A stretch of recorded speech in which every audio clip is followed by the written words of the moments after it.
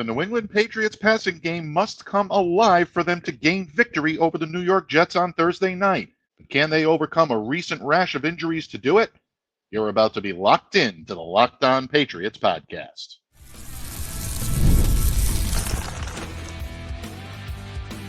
You are Locked On Patriots, your daily New England Patriots podcast. Part of the Locked On Podcast Network, your team every day. Welcome, Jets fans and Patriots fans. I'm John Butchko, the host of Locked On Jets, along with Mike Debate, the host of Locked On Patriots. It's crossover Thursday here on the Locked On Podcast Network, and it's a game day as the Jets will face the New England Patriots tonight on Thursday Night Football. It is the Jets' home opener, a bit of an unusual home opener for it to be Week 3 on Thursday Night Football. Of course, they're facing their bitter rival, the New England Patriots. And as I mentioned, I'm joined by my good friend, Mike Debate of Locked On Patriots. You should know that Crossover Thursday, like all Crossover Thursdays, is presented by PrizePicks. Go to prizepicks.com/LockedOnNFL and use code all lowercase LockedOnNFL to win $50 instantly when you play $5. Well, Mike, great to be with you as always. We do this twice a year. It's always one of my favorite shows to do, Jets and Patriots. Absolutely, John. It's always great sharing the microphone with you. Always an honor, my friend. And this is going to be a lot of fun. This is a crossover I think we expected to have last year. The Jets coming in pretty much at full strength. The Patriots still trying to build whatever that may be. This one's going to be a fun one. The green side of the Meadowlands on Thursday night. All right, well, Mike, let's talk about that process for the Patriots. What's the biggest story for the New England Patriots on offense entering this Week 3 game? Well, conventional wisdom would tell you that it would be the passing game. It would be the quarterbacks, whether or not the rookie Drake May is being held beyond his will and Jacoby Brissett is coming in and trying to take away reps from the Patriots' shiny new toy. But honestly, John, the biggest story on offense for the New England Patriots right now is injuries. And unfortunately, the injury bug has hit the Patriots hardest in their weakest position, which is left tackle. Left tackle Vidarian Lowe, the starter, will be out for Thursday night's game with a knee injury. That's one to monitor for the Patriots moving forward. Of course, Sidy Sow has an ankle injury. He's their starting left guard. He's going to be out as well. So now you're looking at a starting left side for the New England Patriots of Michael Jordan, who was just signed to the Patriots 53-man roster, no relation to his airness. And, of course, someone that was on the practice squad to begin the season, and rookie left tackle Caden Wallace from Penn State, who played primarily right tackle last year. So it's going to be interesting to see if the Patriots can battle through those injuries to make this one a competitive game, because they're having difficulty moving the ball, especially in the passing game. It's going to be a lot more difficult, especially with that fearsome Jets defensive front, if they can't provide Jacoby Brissett any protection. Well, it's interesting you mentioned that, because unfortunately for the Jets, the fearsome defensive front became a little bit less fearsome last week as Jermaine Johnson suffered a season-ending injury. He ruptured his Achilles tendon, which unfortunately for the Jets is an injury they've come to know all too well the last 2 years. Obviously, Aaron Rodgers was the biggest example of that last year, but they also lost Elijah Vera Tucker to a torn Achilles, and even a rotational defensive tackle last year, Al Woods, suffered an Achilles injury. And as most people know right now, that's not the only defensive end the Jets are down. Hassan Reddick, who was a big acquisition this offseason, has yet to play, and there's no sign that he'll be on the team anytime soon because he's holding out. So this defensive end spot, the guys who were supposed to be the top two guys, they're both out of this game. A lot of it, I think, is going to fall to Will McDonald, second-year guy out of Iowa State. He was a first-round pick last year. He registered 3 sacks against the Tennessee Titans, but little context, the first sack was a play where he was kind of a spy on a third down. The second was a play, if you didn't see it, I can only describe it as a play where Will Levis rolled the ball to the other team, rolled the ball to the Jets. And I still can't, you just have to watch this play. And McDonald was the closest player, so they gave him a sack. The third sack was he beat the tackle. So it was a good game for Will McDonald. Not quite as good as the stat sheet would indicate, but this Jets defensive end position is not what you're used to if you watch this team the last couple of years. Yeah, without any question. And I think that's going to be something that the Patriots are going to try to exploit, especially if they're trying to get their passing game going. The New England Patriots have run the ball very effectively throughout the first 2 games, from Andre Stevenson looking like their feature back, looking like a top back in this league, maybe top 10 even, with the job that he's done running the ball in the first two games. Antonio Gibson, the free agent acquisition they got from the Washington Commanders in the offseason, has come in and been a solid complementary piece, rushed for 96 yards in a loss against the Seattle Seahawks, also showing that he can receive the ball out of the backfield. But the Patriots have yet to meld that running game into play action success. This team has been very reticent to push that envelope and to utilize the run to force play action and take some deep shots down the field. Now, there are some reasons for that. Obviously, Jacoby Brissett has been very reticent to push the ball because he doesn't want to turn it over. He wants to protect it. Turnovers for this team are going to be doubly costly, especially with all of the injuries and the problems they have on the offensive line. So they're trying to manage the game, not to lose it. At the same time, if you become too conservative, it does give you difficulty and it does give you pause. So knowing that there may be some cracks, some fissures in that Jets defensive front and that Jets defense, Patriots may be wise to try to exploit that a little bit. So it wouldn't surprise me to see them come out aggressive in this game, something they have yet to do offensively in the first two games. All right, Mike, let's turn our attention to the other side of the ball. What's the big story for the Patriots on defense heading into this one? And unfortunately, it's also injury, John, and it is the season-ending injury, or at least what we believe to be the season-ending injury to linebacker Juwan Bentley. Look, Juwan is not someone that's going to show up on the highlight reel. He's someone that simply does his job in the middle of that defense, anchors the front, anchors the back, and makes sure that everybody is where they need to be. He's the lead communicator. He wears the green dot. He's telling everybody where they need to be and calling the plays. Juwan is also one of the most vocal and most respected leaders in that locker room. He suffered a torn pectoral and is going to be gone most likely for the remainder of the season. So not only are the Patriots missing a key part of their backbone, their heart and soul, but they're missing a guy that right now totaled 12 tackles in just a game and maybe a little bit under a quarter that he played last Sunday against the Seahawks when he suffered the injury. But they're also dealing with the loss of someone that really is a heart and soul member of that team. So right now, the New England Patriots are going to struggle to try to make up for that. Raekwon McMillan is someone who played a good amount of snaps. I look for him to increase his total. Jelani Tavai, I think, is going to take a step up and play a little bit more off the ball. Kyle Duggar will most likely be the wearer of that green dot. He'll be the one calling the plays. He's done it before. Patriots prefer to use the linebacker in that situation, but Kyle plays the game like one. He's up at the line of scrimmage. He'll do just fine in that regard. But as I said yesterday on Locked On Patriots, it's going to take a team of players going to be able to replace what Juwan Bentley gave you in New England. So that to me is the biggest storyline. Can the Patriots find a solid complement to Keon White at the pass rush and in pass defense? Obviously in the secondary, Christian Gonzalez, they need someone to step up and be that third guy that can be a reliable force. And I think, something you mentioned that kind of jumped out to me is just having a guy who makes sure everybody's lined up correctly, because it feels weird to say this, but the Jets actually do have a quarterback who now can figure out what's going on at the line of scrimmage and adjust the play accordingly in Aaron Rodgers. And I think that one of the things that's that kind of sets Rodgers apart is that, and I'm comparing it with Zach Wilson. But last year, if Zach Wilson, saw that the other team was playing a too high look and there was a pass play, he could check to a run. Rodgers takes it to another level. Rodgers can just adjust a route. I mean, there was a play against the Tennessee Titans where it was a third down play and the Titans coverage was very soft. He just threw Alan Lazard to the sticks. He saw that the Titans just gave Lazard too much cushion. So he just signaled to Lazard, break off your route, just run to the sticks. I'll get it to you.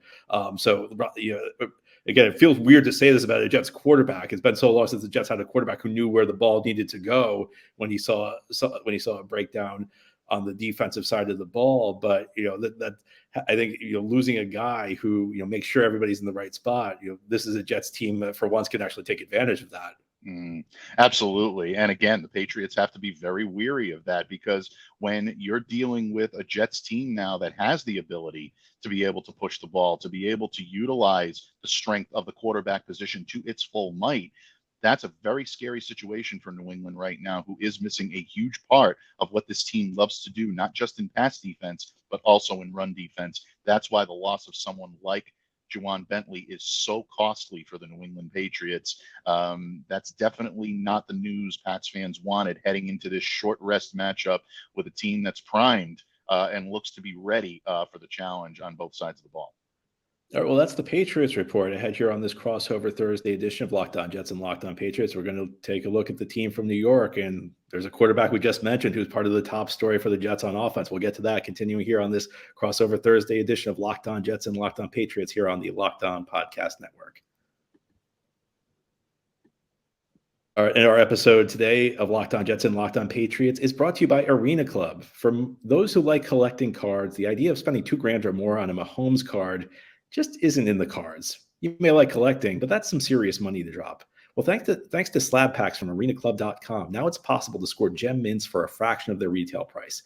Every card was from last week's Arena Club slab pack drop. Arena Club is the only repack that provides real value, a complete view of all possible cards, and a clear hit rate for each one. Arena Club slab packs are revolutionizing the repack game with transparency.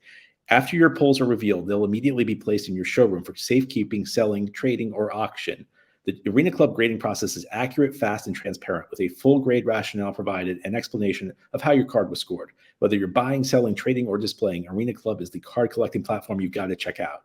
And right now you can get 10% off your first slab pack or card purchase by going to arenaclub.com/LockedOnNFL and use code LockedOnNFL. That's arenaclub.com/LockedOnNFL, code LockedOnNFL. It's one word with no space, LOCKEDONNFL for 10% off your first purchase.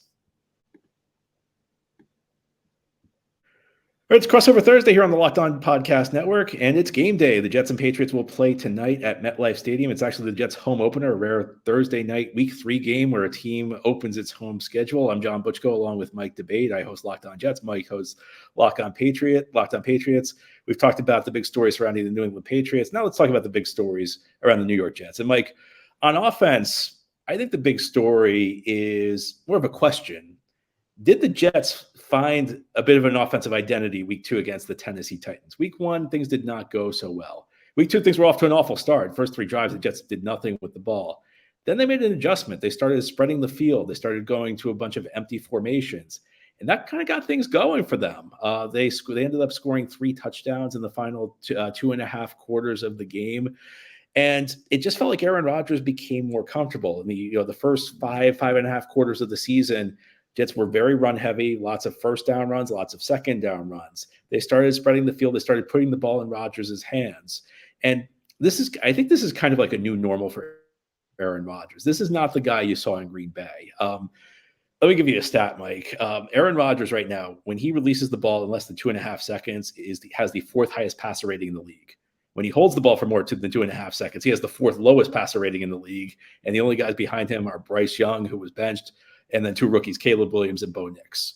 And I think that the film kind of tells the story on this. Rodgers is still as smart as ever. He can decipher what's wrong in it. If a defense has messed something up, as we talked about, he can figure out what they're doing. He can adjust the play accordingly. He can get the ball where it needs to go. What he doesn't have is that ability to extend plays that made him so lethal in Green Bay, that made him so, when he was under pressure, he could break right or break left. 40 years old, coming off an Achilles injury. He doesn't have that anymore. You could tell that he's still trying to figure it out. He's still trying to adjust because he can't run as well as he used to. And he's looked very shaky when he's held the ball for longer than 2.5 seconds. And his footwork kind of falls apart. His throws are off target. Maybe that's something that gets better as he gets used to being confined to the pocket more frequently. But another stat for you is that only 7% of his passes have been for 20 yards or more in the air. Usually, if you look at his Green Bay numbers, it's thrown deep around double that. And even like a lot of the deep balls he threw, there was a touchdown to Breece Hall in the 3rd quarter of that game. There was a clutch throw to Mike Williams on a 2nd 16 in the 4th quarter that turned into the game-winning drive. Those were decisions he made early in the play where he liked the matchup and he went after them. This is not the guy who you saw in Green Bay. So kind of a new normal for Rodgers. I think the question is, did the Jets maybe find something with the quick strike offense, with the spreading the field against Tennessee? Oh, I absolutely believe they did. And I think Aaron Rodgers looked very comfortable in the spread offense, and he started to utilize his pass catchers. And you mentioned Breece Hall. This is a guy that I think New England is going to very much zero in on, and they're going to have to be accounting for him on every snap, every play, every time that ball is touched. You want to know what he's going to be able to do with it. Hall sometimes gets matched up with a linebacker. I think the Patriots may actually put a coverage safety on him. They've done that in the past. That's a hallmark of a Bill Belichick type defense. Gerard Mayo is a Belichick disciple. A lot of people say, oh, he's doing everything different. He's doing everything new. But there are a lot of Belichickian elements still remaining in this defense. And I think that's exactly how the Patriots may try to counter it. But Rodgers loves to attack defenses, loves to throw vertical routes against single coverage when he likes that matchup. And if the Patriots give him those looks, he's going to be able to tee off on it because of the comfort now and the confidence with which he's playing once again. This, to me, is going to be a very key matchup and a very key situation for both sides to watch. Who wins this battle? Whoever comes out on top of this particular chess match may have the upper hand in this matchup, John. And on the defensive side of the ball, it's about playing stout up front. I mean, I can't think of another way to put it. The Jets in week 1 got run all over by the San Francisco 49ers. Week 2, the Titans got off to a good start on the ground. The Jets actually played much stouter run defense as that game progressed. And you can look at the statistics. It looks like the Jets gave up a lot of rushing yards. It looks like the Titans had a good average per carry, but look at what the running backs did. A lot of that was kind of padded because Will Levis had some scrambles. I got to tell you, Mike, from watching the film, I did not think the Jets defensive line played a great game against the run, but I think the difference was Quincy Williams. Whenever somebody lost their gap integrity on the defensive line, Quincy Williams was there to cover. He was a first-team All-Pro last year, had a bit of a rough week 1. He had a huge week 2, and I think that was one of the things that helped guide the Jets. Another guy who stepped up was another linebacker, Jamie Sherwood, a fourth-year guy out of Auburn, a converted safety from college. C.J. Mosley went down in that game with a toe injury. It's not clear whether Mosley's going to play. In fact, if you look at the injury report, he hasn't practiced yet this week. It might not be happening for C.J. Mosley. Jamie Sherwood led the Jets with 12 tackles in week 2 against Tennessee, and he adds, as great as Mosley is, Mosley's not the fastest guy in the world anymore at this point. So I think Sherwood adds more speed and, filling the gaps, playing more sideline to sideline. I think the Jets need to play stouter up front. I don't think they can get pushed around the way they have the first 2 weeks. But the difference in week 2 was the linebackers covered for the defensive line, and the Jets tackled a lot better than they did. Week 1, there were a lot of missed tackles, which is not uncommon in the NFL to have a lot of missed tackles week 1. Week 2, the Jets tackled much better. We know this Patriots offense is very smash mouth. They've looked that way through the first 2 weeks. So it's, I don't, you can talk about scheme, but on some level, when you're playing against a team that likes to run the ball, it's about, who wins up front, who controls the trenches. Yeah, absolutely. And the Patriots have had their difficulties and will continue to have their difficulties playing against stacked boxes because, again, that will eventually slow the running game. And if you slow the running game on this New England Patriots team right now, they haven't really given you a whole lot of film or a whole lot of confidence if you're a Patriots fan that they can get the job done in the passing game. They're only running play action 18% of the time when the running game facilitates it through outside zone. That's not going to get it done. You need to be able to increase that level. You need to be able to get your playmakers involved. Now, Hunter Henry had a monster game against the Seattle Seahawks just a few days ago. 109 yards receiving. The Jets are going to be watching that, and they're going to be looking for ways to be able to shut Hunter off, whether that's covering him with a safety or using a linebacker or a star-type player that's a hybrid that'll be able to shut him off and prevent him from being a weapon in the open field and in the red zone. That means Jacoby Brissett is going to have to start trusting his receivers. Demario Douglas had 3 targets. You cannot do that to one of your best receivers and expect this passing game to have any traction. Javon Baker, the rookie, they've been reticent to try him out because of difficulties with routes and drops. They may have no other choice but to go to him or someone like a Kayshon Boutte, who right now doesn't have a whole lot of experience on film, on tape, on the field, but he's someone that can make plays when given the opportunity to do so. And then when you start setting those guys up to kind of put the defense on its heels, that's when you can go to reliable pass catchers like KJ Osborne or Jalen Polk and especially use them in the red zone. Patriots are going to have to get aggressive in this passing game, take some shots down the field, take some chances, and try to keep the New York Jets defense off balance. That's the only way I think they're going to be able to have success against this Jets team on Thursday, because when you look at the tail of the tape on paper, the Jets just match up better in just all areas. All right, well, now you know all about the Jets and the Patriots. What do these teams need to do to win the game, though? We're going to head here on this crossover Thursday edition of Locked On Jets and Locked On Patriots. We're going to talk keys to victory. This episode of Locked On Jets and Locked On Patriots is brought to you by FanDuel. You've probably heard Mike and I talk a lot about FanDuel. It's America's #1 sports book. Well, now we have something a little different for you. Now through September 22nd, all FanDuel customers can bet $5 and get a 3-week free trial of NFL Sunday Ticket from YouTube and YouTube TV. Then with the YouTube TV base plan, you'll be able to watch every regular season Sunday out-of-market game. All you need is a Google account and a current form of payment, and you can cancel anytime. Of course, this game's on Thursday Night Football, which means your Sunday's free. If you're a Jets fan, you don't have to watch the Jets. The Jets will already be finished. Same with the Patriots. Do you really want to depend on Fox or CBS to show you show you the game they want? Watch the game you want on Sunday with your 3 free-week trial of NFL Sunday Ticket on YouTube and YouTube TV. Again, it's just a $5 bet on FanDuel. Right now, FanDuel has the Jets as 6.5-point favorites in this game. So if you're a Jets fan, you're probably pretty confident your $5 can win. If you're a Patriots fan, maybe you'd think, hey, 6.5 points, that's a pretty good spread for my team.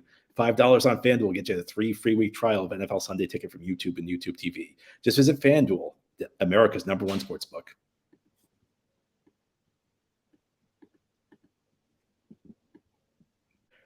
All right, crossover Thursday here on the Locked On Podcast Network. I'm John from Locked On Jets, along with Mike from Locked On Patriots. Mike, Patriots are the road team. I'll let you go first. What are your keys to victory in this Week 3 game?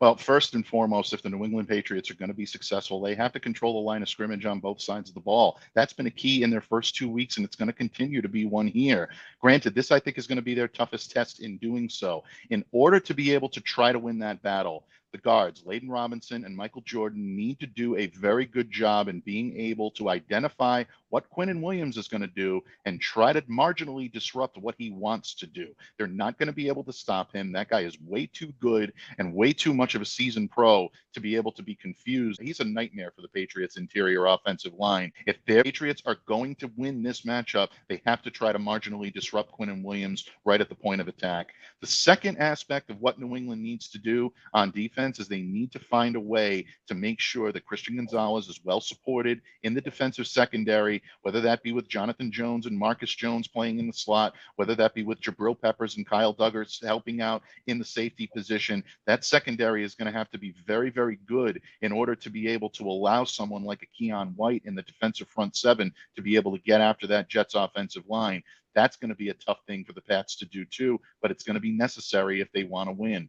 And last and certainly not least is one that I'm actually going to pull from something you just said not too long ago. And this is about Aaron Rodgers right now under pressure and against the blitz. Yesterday on Locked On Patriots, Steve Balestrieri of PatsFans.com joined me, and we talked about those double A-gap blitzes that the Patriots used to like to throw at aggressive and very competent quarterbacks. Normally, doing this against Aaron Rodgers is the kiss of death, because automatically what he's going to do, he's going to look at the holes that are created in the coverage, and he's going to be able to exploit them and pick them apart. Two things lead me to believe that the Patriots could have some success here. One, Aaron is still dealing with some uncertainty in his new teammates, and it does take synergy and time to be able to work that out. So if they can catch him off guard in one of those aspects, that could be a situation where the Patriots could exploit this defensively. Secondly, he's not as mobile as he was prior to the Achilles injury that he suffered last year. So if the Patriots do have a prayer to do that, they're going to have to be aggressive in trying to get after Aaron, maybe put him a little bit on defense in order to be able to work their game. If they can do those three, I think they have a puncher's chance in this one. But if they don't, it's going to be a long night for the Patriots in East Rutherford. Mike, so I'll give you my keys for the Jets. One is, it's something you touched on. Quinnen Williams needs to look like Quinnen Williams. I love Quinnen Williams. I think he's a fantastic player. First 2 weeks, he has not looked like himself, and I am fully expecting him to bounce back. There are some Jets players who are off to slow starts I'm worried about.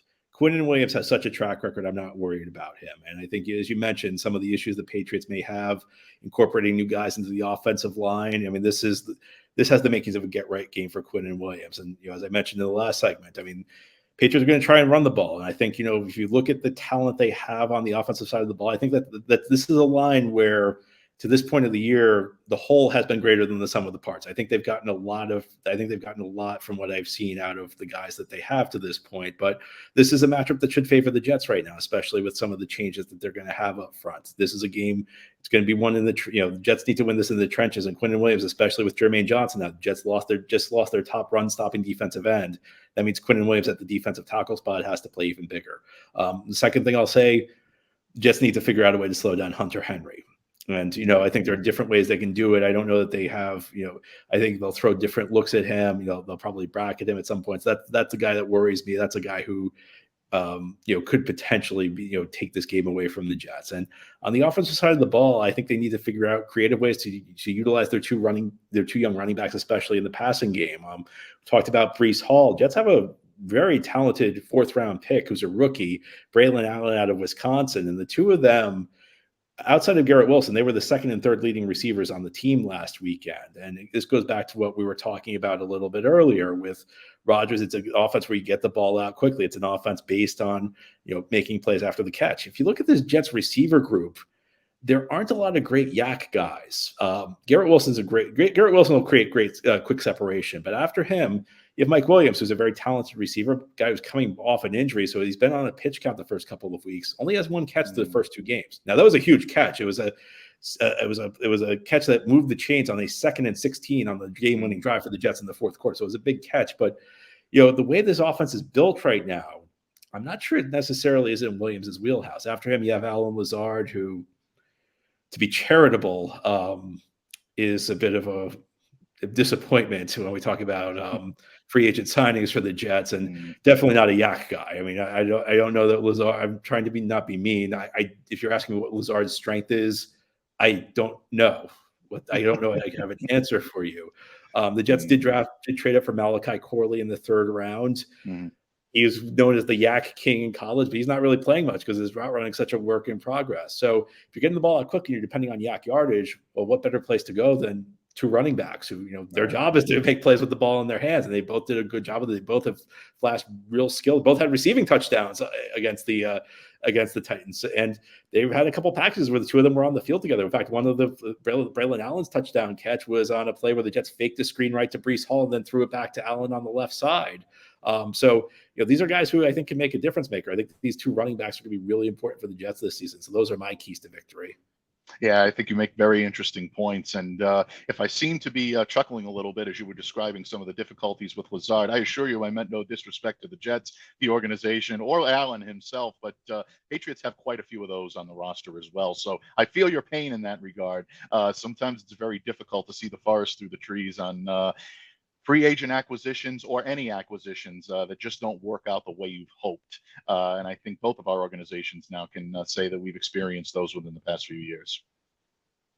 I promise you, anything negative you say about Lazard, Jets fans have said 10 times over. So I think you're okay there, Mike. I'll leave it to them. I'm always respectful of my brethren in Jersey, so I definitely will leave it to them to finish that thought. Well, Mike, it's always a pleasure. I can't wait to do this again later this season when the Jets go to Foxborough. All right, well, Jets fans and Patriots fans, we hope you enjoy the game tonight. And tune in tomorrow to Locked On Jets and Locked On Patriots. We'll break down what happens on the field at MetLife Stadium for this Week 3 game between these 2 bitter AFC East rivals. Fortunately, Mike and I think we're very friendly rivals. So, Mike, we look forward to doing this again. And take care, Jets fans. Take care, Patriots fans. Tune in tomorrow. Locked On Jets, Locked On Patriots. We'll recap what happened on Thursday Night Football.